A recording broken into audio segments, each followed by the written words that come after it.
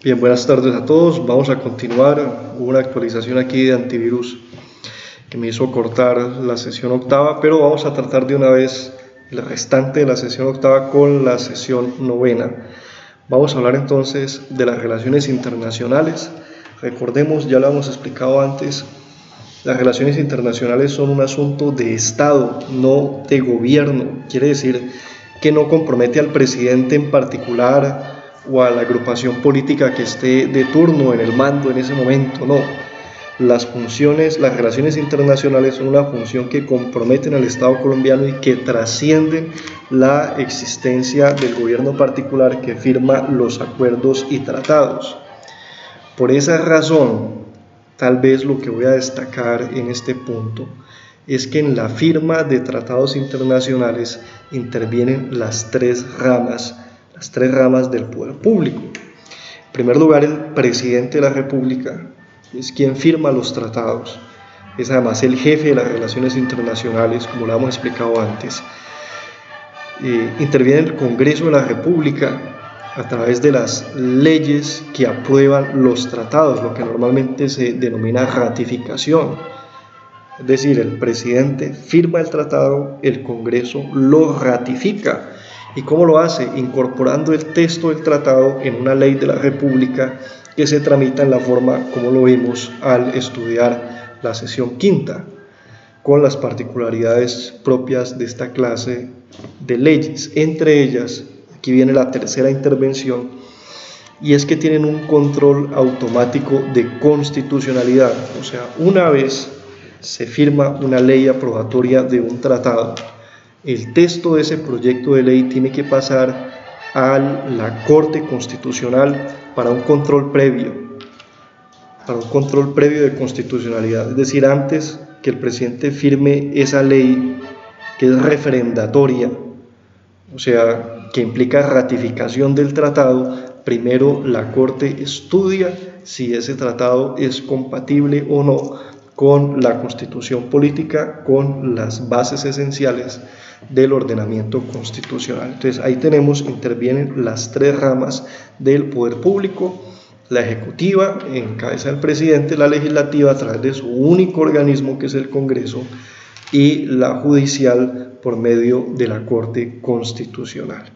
Bien, esto es lo que voy a mencionar de relaciones internacionales para no extender mucho el video, y voy a pasar de inmediato a la sesión novena, donde vamos a abordar dos temas principalmente, que es el régimen económico en la Constitución y los mecanismos de reforma de la Constitución política.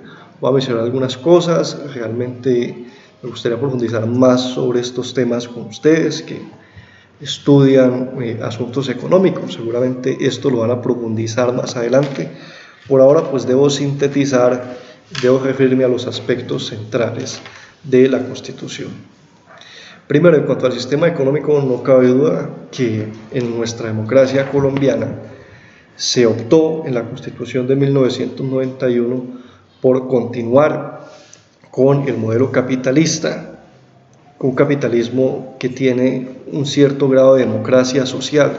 Es decir, no hay una liberalización excesiva, como por ejemplo pasa en Estados Unidos, en el que la salud es totalmente privada. Ustedes vieron estos días la noticia de una factura de una mujer o una persona que tuvo un tratamiento, no recuerdo si es hombre o mujer, que tuvo un tratamiento médico por el coronavirus y recibió su factura de $35.000, porque la salud no tiene un respaldo del Estado, a pesar del Obamacare, de la ley de salud de Obama, que trató de reformar algo en ese sentido. En Colombia hay control del Estado sobre ciertos aspectos de la economía. Está el Banco de la República, principalmente el Consejo Nacional de Política Económica y Social, y el Ministerio de Hacienda, y las superintendencias que también intervienen de algún modo en la vigilancia y control de la economía, la industria y comercio, y la superintendencia de sociedades junto con la superintendencia financiera. Entonces podemos decir en ese sentido que en Colombia el régimen económico de la Constitución no respalda un liberalismo exacerbado, sino un capitalismo, un liberalismo que tiene cierto contenido social. que tiene cierta planificación del Estado sobre asuntos que se han considerado de naturaleza relevante para el orden social. Es el caso de las armas, por ejemplo, que tienen monopolio también. El único ente donde se puede obtener armas que realmente no se compran, sino que se tienen en préstamo por licencia, es en industrias militares o Indomil, solo para poner un ejemplo. Bien, entonces la actividad económica se procura que sea lo más amplia posible sin que con ello se ponga en peligro o en riesgo el orden social y cierto grado de nivel de bienestar. Eso es lo que van a encontrar ustedes en el texto de consulta que estamos trabajando. En esencia es lo que quiero destacar. La actividad de la banca tiene amplia regulación. Se ha considerado que el sistema financiero debe tener estrictos controles para evitar perjudicar a los usuarios. Ustedes lo están viendo también como ejemplo en estos momentos en los que en la crisis económica que acompaña la pandemia por cierta amenaza de recesión que existe, por la paralización de actividades económicas, los bancos deben actuar de manera coordinada y solicitando permiso a la superintendencia financiera, es decir, los bancos no se mandan solos. Las políticas financieras no pueden ser unilaterales, tienen que obedecer primero a la ley orgánica del estatuto financiero, por supuesto también por encima de todas las normas constitucionales, pero también a las autoridades estatales que se han instituido para ese fin, principalmente la superintendencia financiera. Les recomiendo mucho que visiten la página web de esta entidad. Seguramente los conceptos que se explican allí les van a ser de utilidad para otras materias.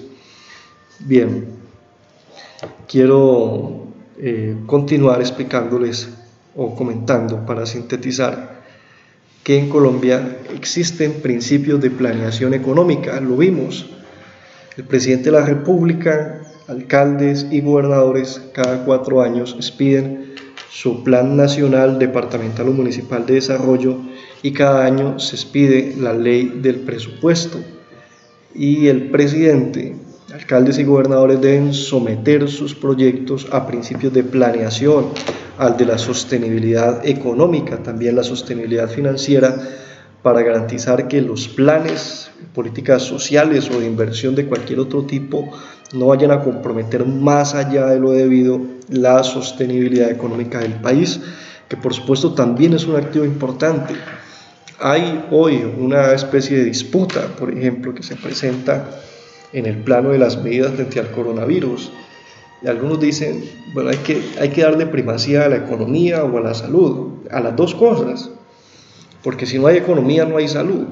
O sea, si no hay un buen músculo financiero que respalde la adquisición de elementos, ahora estamos hasta en crisis por la adquisición de tapabocas, de guantes. Si no hay un potencial económico que respalde las medidas de intervención social, pues no hay salud, no hay educación, no hay posibilidad de financiar políticas laborales o políticas de apoyo como los subsidios y demás. Entonces el Estado tiene que sujetarse a esos principios de planeación, el gobierno tiene que ser muy responsable a la hora de establecer esos proyectos de política pública.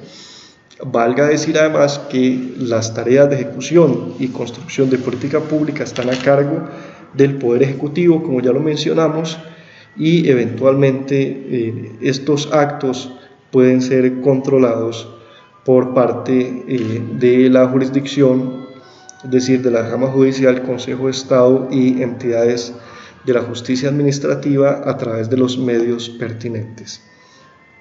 Aquí voy a agregar un punto que hemos señalado, se nos ha quedado por fuera, creo que no alcanzó a quedar grabado en el video anterior. Recordemos que la administración actúa de dos maneras para hablar de este punto y enlazarlo con la reflexión anterior. En ocasiones muy contadas, muy excepcionales, la administración puede actuar como un particular a la hora de contratar arrendamientos, de